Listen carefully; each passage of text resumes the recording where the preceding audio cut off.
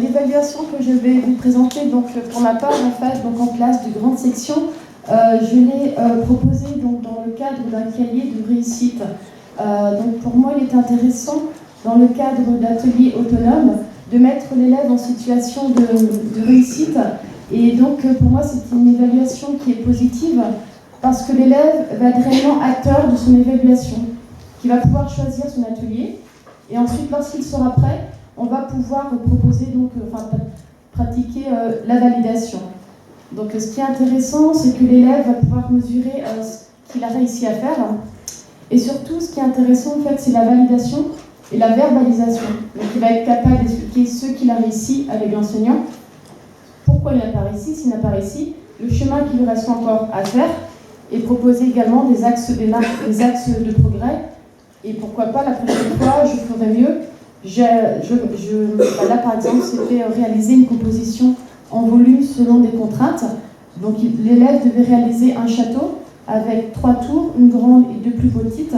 Et donc, la prochaine fois, il peut très bien décider de l'améliorer, donc faire par exemple le pont-logis ou une muraille autour. Alors, il faut faire attention par contre dans ce type d'évaluation parce qu'il faut être très clair concernant les compétences et les critères de réussite. Donc, dans ce type d'évaluation, il peut être intéressant de proposer des pictogrammes, des éléments qui sont attendus. Donc, par exemple, ici, prendre des photos de 2 tours et une entrée. Et également, donc, prendre des photos des phases intermédiaires, donc des photos des productions en cours, donc afin d'améliorer donc, la construction.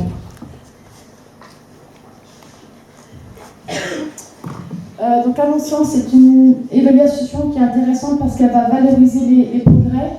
C'est un cahier qui va partir également dans les familles. Et donc au niveau de la relation école-famille, c'est vraiment intéressant. C'est un apprentissage aussi qui va valoriser l'élève et favoriser son estime de soi. Donc au sens étymologique, évaluer, c'est donner de la valeur. Donc via cette évaluation, il me semble qu'on donne réellement de la valeur au travail de l'élève.